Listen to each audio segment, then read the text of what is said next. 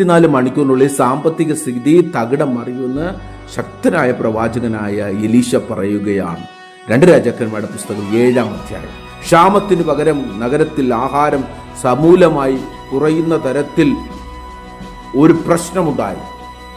എന്നാൽ അതിനെ അതിജീവിക്കുന്ന സമൃദ്ധി ഉണ്ടാകും എന്ന് പ്രവചന ശബ്ദം വെളിപ്പെടുന്നു.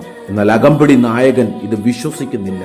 ആകാശത്തിന്റെ കിളിവാതിലുകൾ തുറന്നാൽ ലഭിക്കുമോ എന്ന് അദ്ദേഹം ചോദിക്കുക. കാരണം രഥങ്ങളുടെ മുഴക്കവും കുതിരകളുടെ മുഴക്കവും കേൾക്കാൻ തൻ്റെ ചെവി തുറന്നിരിക്കുമ്പോൾ ദൈവം പ്രവർത്തിക്കുമെന്നുള്ളത് തനിക്ക് വിശ്വസിക്കുവാനായിട്ട് കഴിയുന്നില്ല. എന്നാൽ ദൈവം പറഞ്ഞ കാര്യങ്ങൾ അതുപോലെ 24 മണിക്കൂറിനുള്ളിൽ തന്നെ ചില ഡെലിവറൻസുകൾ സാമ്പത്തിക മേഖലയിലും സാമൂഹ്യ മേഖലയിലും വെളിപ്പെടുകയാണ്, വ്യക്തിപരമായും വെളിപ്പെടുകയാണ്. അരക്ഷിതാവസ്ഥകൾ മാറുകയാണ്. ഇന്ന് നിങ്ങളെ നോക്കി ഞാൻ പ്രവചിക്കുകയാണ്, നിങ്ങളുടെ സ്ഥിതിഗതികൾ വേഗത്തിൽ മാറാൻ പോകുകയാണ്. നിങ്ങൾ വിശ്വസിക്കുക, ദൈവത്തിൽ വിശ്വസിക്കുക, യേശുക്രിസ്തുവിൽ വിശ്വസിക്കുക.